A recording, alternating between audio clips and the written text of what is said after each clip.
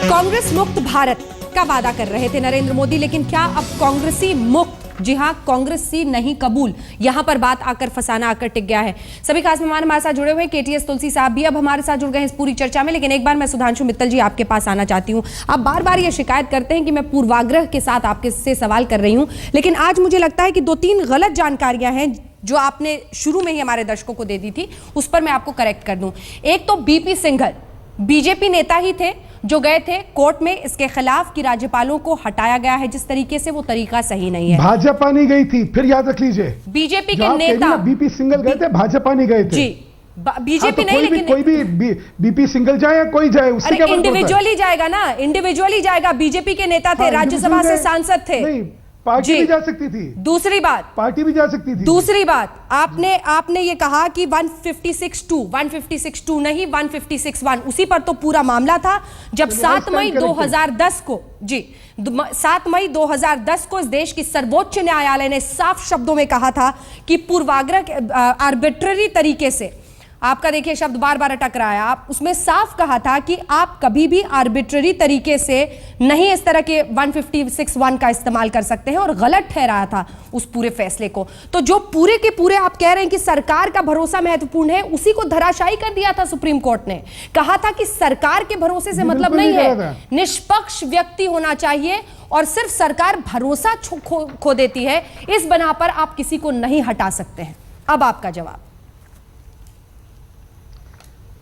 मैंने आपसे कहा था कि 156(1) जो है वो तो अभी विषय ही नहीं है, क्योंकि जब किसी को हटाया गया या हटाया जा रहा है तब तो ये विषय बनेगा। अभी तो प्रश्न ये है कि क्या इनको रहना चाहिए या नहीं रहना चाहिए। मैंने इन लोगों के सारे में इनकी राजनीतिक पृष्ठभूमि और इनके जो पद इन्होंने आज तक जिस पे ये विराजमान थे और इनके आचरण, इनके बारे में टिप्पणी करी है। हाँ। और इस समय बहस होनी चाहिए कि क्या ये व्यक्ति, जिनके मैंने आपको अभी नाम लेके दिए, ये 7 मुख्यमंत्री, ये 3 केंद्र मंत्री, ये 5 राज्यों में मंत्री रहे हुए, राज्यसभा के मेंबर, लोकसभा के मेंबर, क्या इन लोगों को आज की परिस्थिति में खुद राज्यपाल बने रहना चाहिए या इनको इस्तीफा देना चाहिए? बहस ये होनी चाहिए। चलिए ठीक है, और उसी बहस को मैं सामने रख रहा हूं। और कारण मैंने बताया कि इनको क्यों नहीं रहना चाहिए, क्योंकि आज की बदली हुई परिस्थिति में जहां जनादेश एक व्यक्तिगत एक विचारधारा के साथ, एक नए नेतृत्व के साथ जब जनादेश है, उस जनादेश में जिन व्यक्तियों के बारे में, जिनकी आस्थाओं के बारे में, जिनकी कार्यशैली और जिनके राजनीतिक उनकी पृष्ठभूमि के बारे में सबकी जानकारी है, ऐसे में ये विरोधाभास जो है, क्या हिंदुस्तान की राजनीति के लिए अच्छे रहेंगे? नहीं रहेंगे। तुलसी साहब, ठीक है, और अच्छा होगा कि नैतिक मूल्यों को समझते हुए ये खुद जो इस पद से इस्तीफा दें। ये बात हो रही है, और आज मैं इस पर बहस करने को तैयार हूं कि क्या ये सारे व्यक्ति जो मेरे सामने आपकी लिस्ट है, क्या इन व्यक्तियों को राज्यपाल रहना चाहिए? नैतिक मूल्य केटीएस तुलसी साहब, उसका हवाला दे रहे हैं वो, और कह रहे हैं सरकार का भरोसा हट जाए, कांग्रेस से जुड़े हुए थे इसलिए उन्हें हटा दिया जाए। सवाल यह है कि निष्पक्ष व्यक्ति, जैसा कि वेद मारवा जी कह रहे हैं, इस संवैधानिक पद पर बैठे, ये किसी की प्रायोरिटी नहीं है। कांग्रेस हो, बीजेपी हो, सबको अपने रिहैबिलिटेशन प्रोग्राम की चिंता है। जो वरिष्ठ नेता हैं उनको वहां पर गवर्नर बनाकर बिठा दिया जाए, खुश रखा जाए। कुल मिलाकर सिर्फ राजनीतिक अखाड़ा बन गया है गवर्नर जैसा संवैधानिक पद। तुलसी साहब जी, मैं ये समझता हूं कि ये विचारधारा जो संविधान की सोच है उसके विरुद्ध है। संविधान की विचारधारा तो ये है, जैसे कि बीपी सिंघल में सुप्रीम कोर्ट ने उसको समझ के कहा कि आर्बिट्ररी, विम्सिकल या मेलाफाइडी तरीके से हो तो आप नहीं हटा सकते गवर्नर को, और अगर हटाना है तो कोई ना कोई वैलिड और कंपेलिंग रीजन होना चाहिए। और उसके 3 उदाहरण दिए। 3 उदाहरण ये दिए कि एक मेंटल या फिजिकल इनकैपेसिटी, दूसरा उदाहरण ये दिया सुप्रीम कोर्ट ने कि allegations of corruption being faced by the serving governor, तीसरा उदाहरण ये दिया कि उसने कुछ ऐसा कार्य किया है which is unbecoming of the role of the governor. Unbecoming, ये 3 उदाहरण हैं, ये नहीं कि एग्जॉस्टिव है, मगर कोई ना कोई कंपेलिंग रीजन होगा तभी हटाया जा सकता है राज्यपाल को। सिर्फ इसलिए कि वो दूसरी विचारधारा के हैं, दूसरी पार्टी ने नियुक्त किए, दूसरी सरकार ने नियुक्त किए, इस वजह से नहीं हटाए जा सकते। ये संवैधानिक नहीं है। और सुप्रीम कोर्ट के सामने ये बहस की गई, ये जजमेंट में है, बहस ये की गई कि they are out of sync with the national policy, कि ये जो गवर्नर हैं ये out of sync with the national policy. Supreme Court ने कहा ये वजह वाजिब नहीं है उनको हटाए जाने की, क्योंकि नेशनल पॉलिसी और सिंक जो है ये राजनीतिक बातें जो हैं इनकी वजह से नहीं हटाया जा सकता।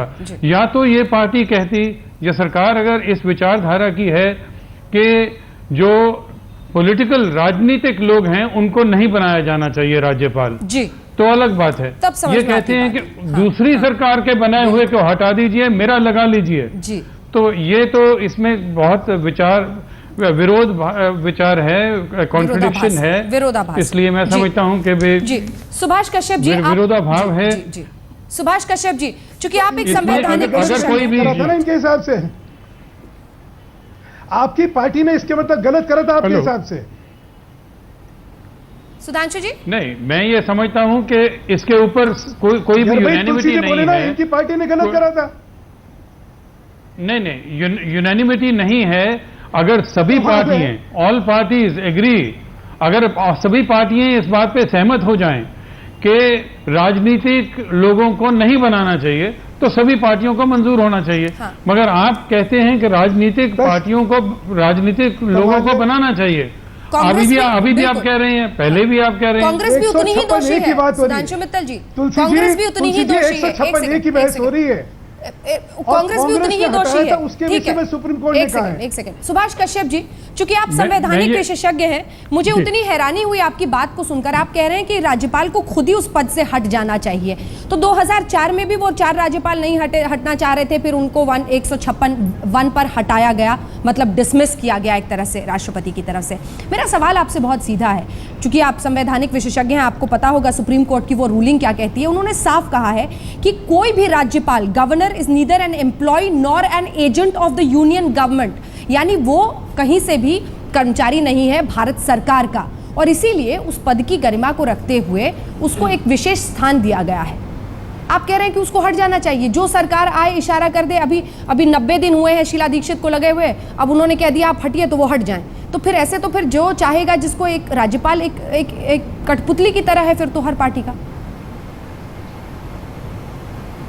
देखिए, पहली बात तो ये है कि मैं समझता हूं आपको ये शोभा नहीं देता कि आप एक पक्ष लेकर तर्क करें।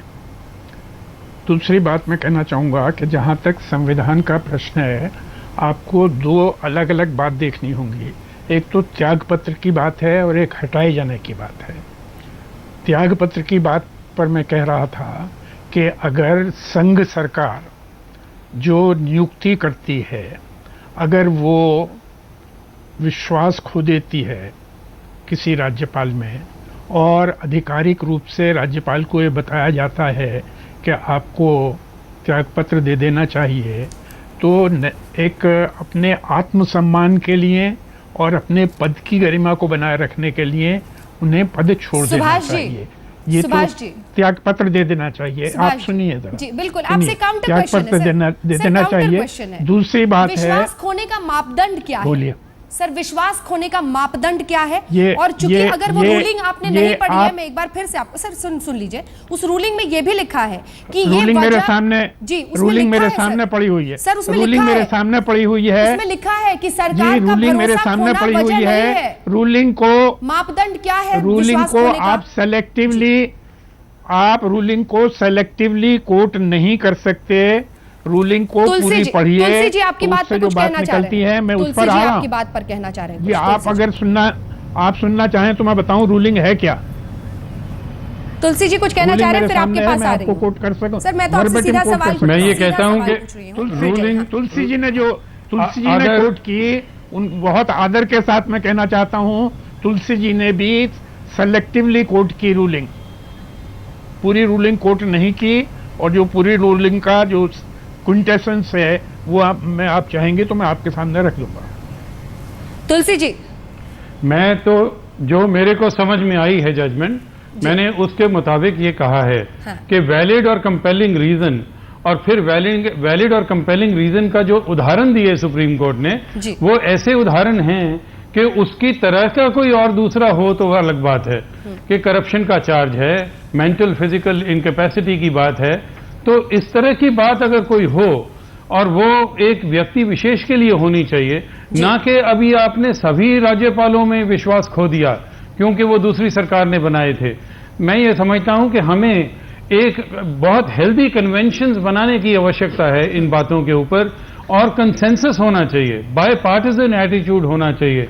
ये नहीं कि हर एक पार्टी जो भी सरकार बनाए वो राज्यपाल के पद को एक चपरासी के पद की तरह बना दे। इस तरह, और अगर कोई भी राज्यपाल अगर अदालत में जाता है तो मैं समझता हूं कि इसके ऊपर बहुत और विवाद बढ़ सकता है।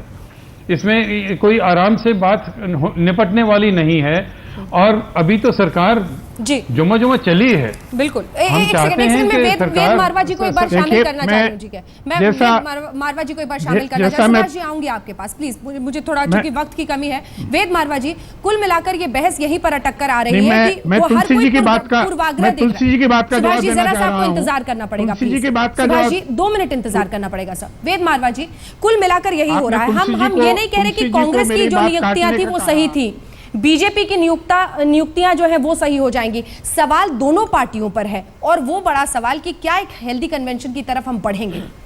मारवा साहब, देखिए, जो वाद विवाद कानूनी है वो तो चलता रहेगा जी। अगर इन राज्यपालों को पद से हटाना भी होगा तो उसके बाद कोर्ट में ये मामला फिर जाएगा जी। किंतु जैसे मैंने कहा, जो प्रश्न हमें सोचना चाहिए कि राज्यपाल की जिम्मेवारी क्या है। जो अगर आप कॉन्स्टिट्यूशनल जो बहस हुई जिस समय कॉन्स्टिट्यूशनल बन रहा था, तो उस समय राज्यपाल के पद के ऊपर काफ़ी बहस हुई। तो उसमें सबसे बड़ा जो मुद्दा आया कि राज्यपाल का जो पद है उसके 2-3 मुख्य उद्देश्य हैं। पहला कि वो संविधान की रक्षा करेगा, दूसरा वो स्टेट सरकार के लिए एक प्रकार से गाइड और फिलॉसफर होगा, और तीसरा वो सेंटर और स्टेट में एक लिंक की तरह काम करेगा। लेकिन ये कभी किसी उस समय ये अपेक्षा नहीं थी कि राज्यपाल सक्रिय राजनीति करेंगे राजभवन में बैठ के, और इसीलिए ये सारी समस्या दिन ब दिन बढ़ती जा रही है। तो सुभाष कश्यप जी, विश्वास खोने का मापदंड कैसे तय हो गया, और वो भी कुछ ही दिनों में? सुभाष कश्यप जी चले गए हैं, इसीलिए सुधांशु मित्तल जी ये सवाल आपसे, विश्वास खो गया, ये मापदंड कैसे, कुछ क्या है मापदंड? अभी तो किसी का विश्वास खो तो जाने दीजिए अंजना जी, या पहले ही आपको सब चीजें तय कर देनी है? अभी तक क्या हुआ है? कुछ जो है, कुछ राज्यपालों ने गवर्नर दी है, एक पेशकश करी गई है, पहले खो तो जाने दीजिए।